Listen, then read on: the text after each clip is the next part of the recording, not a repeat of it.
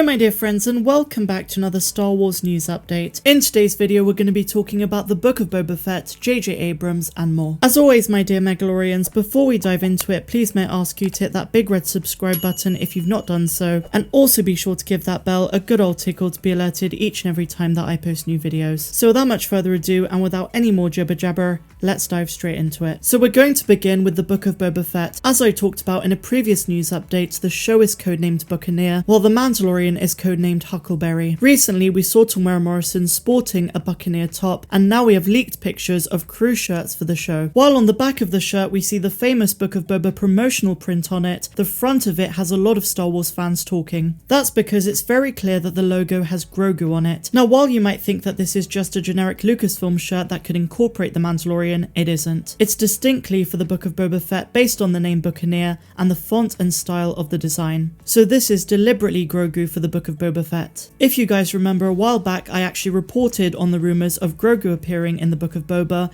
and it's all based on someone whose friend worked as an extra on set. That guy claimed to be playing a hammerhead, or rather an Ithorian. It was also reported by the same person that he had seen Grogu on set, although he did make clear that the puppet was not being used for his episode. Now there would be one very good reason why Grogu would show up in the Book of Boba, and that is Luke Skywalker. Luke and Boba had run-ins not only in episode 6 Return of the Jedi, but also in the War of the Bounty Hunters crossover event. Given that Boba helped rescue Grogu, if he runs into him with Luke, any bad blood that exists between them could be reconciled thanks to Grogu. If the baby does show up, it could further explain why Boba didn't help our heroes in the Mandalorian season 2 finale. But what do you guys think of this? Do you think we're going to see Grogu and Luke Skywalker in the Book of Boba Fett? I'm curious to hear all of your thoughts in the comments below. So now my dear Mandalorians, we're going to move on and talk about JJ Abrams, who gave an eyebrow-raising interview. He talked about the sequel trilogy and its shortcomings, so let's just dive straight into it. JJ Abrams has spoken to Collider about some of the storytelling backlash that he received following The Rise of Skywalker,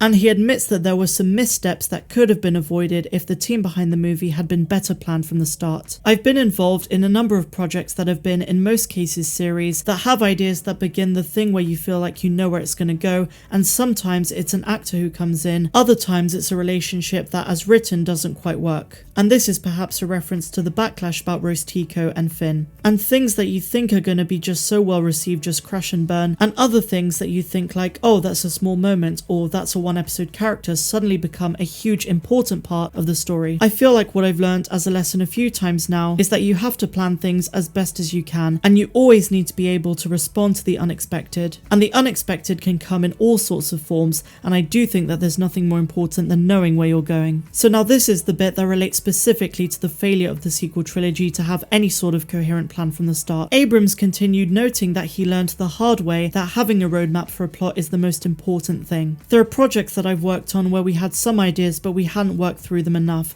Sometimes we had some ideas but then we weren't allowed to do them the way that we wanted to. I've had all sorts of situations where you plan things in a certain way and you suddenly find yourself doing something that's 180 degrees different. And then sometimes it works really well and you feel like, wow, that really came together. And other times you think, oh my god, I can't believe this is where we are. And sometimes when it's not working out, it's because it's what you planned, and other times when it's not working out, it's because you didn't have a plan. You just never really know, but having a plan, I've learned in some cases the hard way, is the most critical thing, because otherwise you don't know what you're setting up. You don't know what to emphasize, because if you don't know the inevitable of the story, you're just as good as your last sequence or effect or joke or whatever, but you want to be leading to something inevitable. Although Abrams did not confirm some of what Daisy Ridley stated about the original script for The Rise of Skywalker, he did indicate that there were certain changes made throughout filming. Regardless of what you thought of the sequel trilogy, it's fascinating to get JJ Abrams' perspective. So the big takeaway from this interview is the one thing that Star Wars fans have been clamoring on about for years. The sequel trilogy had zero plan.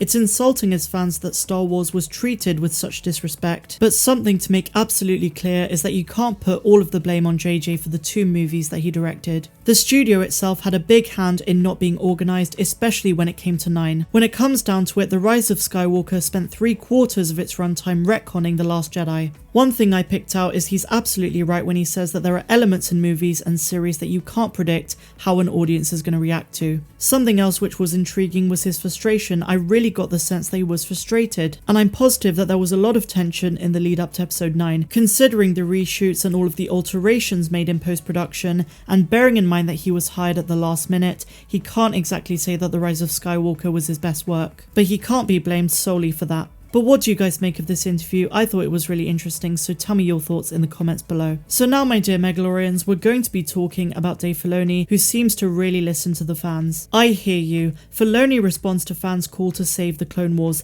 This piece is about the Bad Batch and its significance, and proof that Dave Filoni cares about what Star Wars fans want to see. Star Wars guru and Lucasfilm executive creative director Dave Filoni has long played a role in the trajectory of the Star Wars universe. From working alongside George Lucas himself on Star Wars The Clone Wars, to helping create the hit series Mandalorian, to many of us he is the saviour of the Star Wars franchise. This is why many fans were upset when Filoni's hit animated series The Clone Wars came to an end. Fortunately, Dave Filoni is answering fans' call to save the Clone Wars, specifically with the new series The Bad Batch. A recent podcast episode shared a quote from Filoni about the Clone Wars spin-off, and this is what he had to say. "The Bad Batch is a response to you guys, the fans. We were creating so much content for Star Wars Clone Wars, and when we finished the series, you guys just kept saying we want more. Save the Clone Wars, and I hear you." Although the host of the podcast did not detail anything further, it's clear that Dave Filoni is dedicated to giving the Star Wars fan community more of what they want.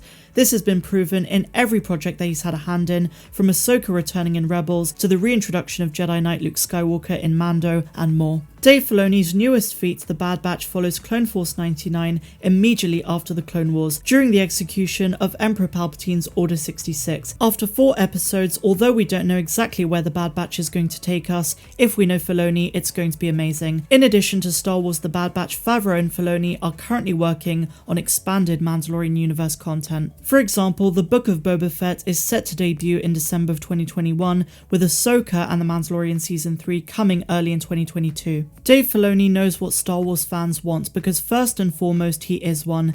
In the legacy of George Lucas, Filoni is responsible for creating so much of the Star Wars universe that we know and love today. Every project he's worked on has been considered by fans to be Star Wars gold, and this continues to this day. He pioneered a new format of Star Wars with the Clone Wars, creating fan favourites like Ahsoka Tano. He's watched her character grow, develop, as well as being brought into live action in The Mandalorian. If anyone knows Star Wars apart from George Lucas, it's Dave. If Rebels and the Clone Wars are anything to go by, then we can guarantee that the Bad Batch is going to carry on blowing us away. As we say, in Filoni we trust. So finally guys, we're going to talk about the Bad Batch, in particular Fennec Shand, and the parallels between the Mandalorian and the Bad Batch. These have been pointed out 1,000,001 times, and in my full episode breakdowns for the Bad Batch I have spoken about it as well. This article highlights how Fennec Shand hunting down Omega is similar in theme to how she rescues Grogu further down the timeline. In Star Wars The Bad Batch, Clone Force 99's newest member Omega seems to be foreshadowing Grogu in The Mandalorian, while Fennec Shand agreeing to save Baby Yoda in The Mandalorian Season 2 appeared to be the result of her work with Boba Fett. The Bad Batch provides an alternate and potentially deeper reason. Fennec has been hired to hunt Omega during the rise of the Empire, and it's possible that her actions regarding the young child could influence her choices years later, especially if something goes terribly wrong in her hunt for the unique clone. If something does go wrong with Omega, it could be this mistake in the past that motivates Shand to help Din Djarin rescue Grogu. It's not hard to see a resemblance between the two children, especially if Omega is a Force-sensitive clone. Both Grogu and Omega experience the galaxy with wide-eyed curiosity, not to mention the fact that they've both turned hardened and formidable warriors into caring father figures. I'm of course talking about Hunter and Din Djarin. But what do you guys make of the parallels between the two shows? Let me know your thoughts of this and all of today's update in the comments below. I will see you all next time. I'm Star Wars Meg, wishing you all a phenomenal rest of the day, no matter where you dwell in the galaxy. Have a good one.